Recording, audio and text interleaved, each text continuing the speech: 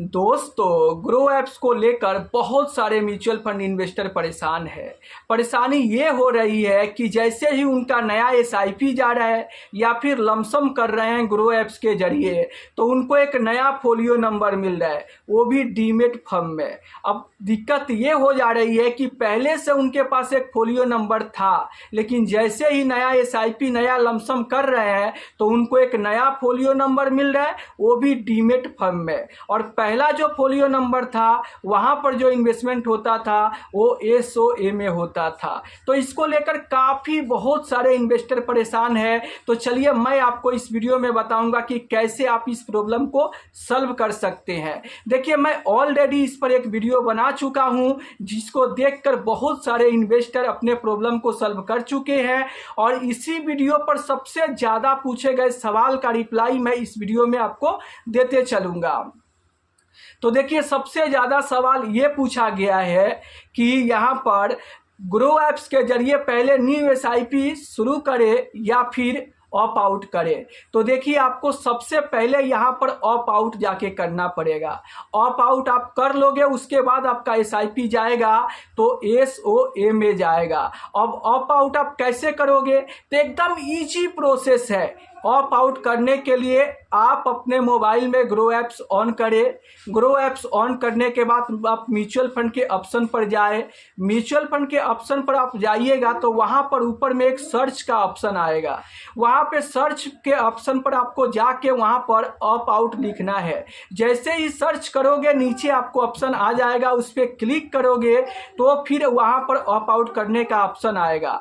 Op out आप जैसे ही click करोगे तो आपसे एक ओटीपी मांगा जाएगा। ये ओटीपी उसी दौरान आपको ग्रो ऐप्स के जरिए आपके मोबाइल पर भेजा जाएगा। वो ओटीपी डालकर आपको सबमिट कर देना है।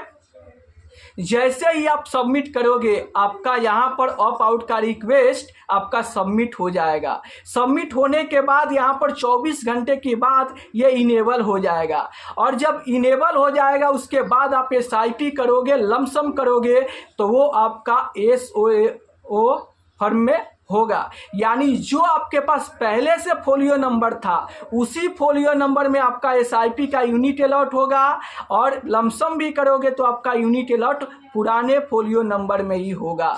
तो इस तरीके से अगर आपका भी प्रॉब्लम हो रहा था तो इस प्रॉब्लम को आप आसानी से दूर कर सकते हैं। अब दूसरा जो सवाल आ रहा है यहाँ पर, ज़्यादातर ये सवाल आ रहा है कि हम कैसे पता करें कि मेरा जो इन्वेस्टमेंट हो रहा है वो एसओए में हो रहा है या फिर डीमेट फर्म में हो रहा है। तो देखो, इसको पता करने के लिए आप ग्रो ऐप्स एप्लीकेशन को ऑन करो, और वहाँ पे जो आप जाओगे म्यूचुअल फंड के ऑप्शन पर जाओ, और म्यूचुअल फंड में जो आपका इन्वेस्टमेंट है उस इन्वेस्टमेंट पे जाओगे। तो जहां आपका फोलियो नंबर है ना, उस फोलियो नंबर के बगल में अगर डीमेट लिखा हुआ है तो आप समझ जाओ कि डीमेट के फर्म में आपका इन्वेस्टमेंट हो रहा है। अगर फोलियो नंबर के बगल में डीमेट लिखा हुआ नहीं आ रहा है तो आप समझ जाओ कि आपका इन्वेस्टमेंट एसओए में हो रहा है। अब ज़्यादातर लोगों को परेशानी दिक्कत ये हो रहा है कि वो पहले से ग्रो ऐप्स के जरिए एसआईपी करते थे, उनका इन्वेस्टमेंट एसओए में होता था और फोलियो नंबर 1 मिला हुआ था, और जैसे ही नया एसआईपी गया अचानक उनका डीमेट फर्म में हो गया और नया फोलियो नंबर जनरेट हो गया। तो अब उस जो डीमेट फर्म में जो एसआईपी चला गया है उसको क्या करना पड़ेगा? तो देखिए, उसको आपको रिडीम करना पड़ेगा। उसको रिडीम करके और आप फिर से इन्वेस्टमेंट करोगे तो आपका यहाँ पर एसओए में चला जाएगा। अगर आप पहले से ऑप आउट को इनेबल करके रखे हो तो अब क्या करना पड़ेगा? कुछ भाई का ये भी सवाल आ रहा है कि डीमेट में जो हमारा एसआईपी गया है वो यहाँ पर रिडीम नहीं हो रहा है। तो डीमेट से आपको एसआईपी रिडीम करने के लिए टीपीआईएन नंबर बनाना पड़ता है, और ये बना के आप रिडीम करोगे तो आसानी से आपका पैसा रिडीम हो जाएगा। फिर भी अगर आपको कोई दिक्कत परेशानी हो रही है, मान लीजिए कि आपका पैसा डीमेट फंड में एसआईपी के जरिए इन्वेस्ट हो गया है और आप रिडीम करना चाहते हैं, रिडीम नहीं हो रहा है, तो आप ग्रो ऐप्स के कस्टमर केयर को कॉल लगाकर और वहाँ पे उनका हेल्प ले सकते हैं। ग्रो ऐप्स के कस्टमर केयर आपको स्टेप बाय स्टेप हेल्प कर देंगे, जिनके जरिए आप आसानी से डीमेट फंड से अपना पैसा रिडीम कर सकते हैं।